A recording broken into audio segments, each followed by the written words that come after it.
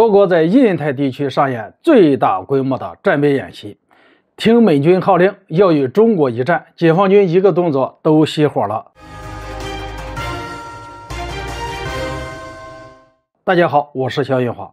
据美国《星条旗报》称，美国空军空中机动司令部本月在整个印太地区举行了史上规模最大的战备演习。美国司令部司令米尼汉上将明确表示，美国空军在印太搞最大规模战备演习，就是为了测试能否击败中国。这场大规模战备演习在中美关系紧张之际举行，背后释放了一个强烈的信号：美军正在时刻考虑如何打败中国。但现实是，解放军的现代化体系日益完善，美军这个想法只能是自我安慰。值得注意的是，美国机动卫士2023演习从7月5号开始，参演兵力达到 1.5 万人，一共出动了70架运输机和加油机。这次演习横跨区域约4828公里，囊括了夏威夷、关岛、澳大利亚和日本的军事基地。此外，参加这次演习的除了美国五眼联盟的盟友之外，还有法国和日本。最关键的是，这次的机动卫士演习是迄今为止规模最大的一次，也是美国空中机动司令部首次在本土之外的地方举行。美国空军在印太地区搞了这么一场规模最大的演习，代表了美国陆海空天和陆战队近年来的共同做法，也就是以中国为假想敌，打破解放军在所谓第一岛链内的军事优势。近年来，中国空军装备现代化取得了长足进步，以运20、歼20为代表的新一代空军装备陆续服役。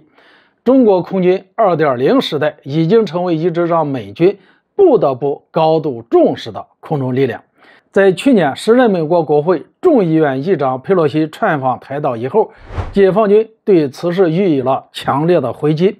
对台湾岛展开了数日的围岛军事演习。期间，解放军海空军航空兵部队曾经单批次出动上百架多型多款战机执行军事任务，有歼16战斗机、空警5倍预警机、轰6K 轰炸机、运8反潜巡逻机等，展示了中国空军强大的信息化作战能力，以及空中指挥能力、空情态势掌控能力、多机型协同作战能力，让美军印象非常深刻。大家知道，60年前，解放军小米加步枪面对美军的飞机、大炮、坦克，照样打败美帝国主义。而现在，我国海军已经进入3航母时代，从歼20到055核潜艇，再到专门的打击航母而诞生的航母杀手东风26，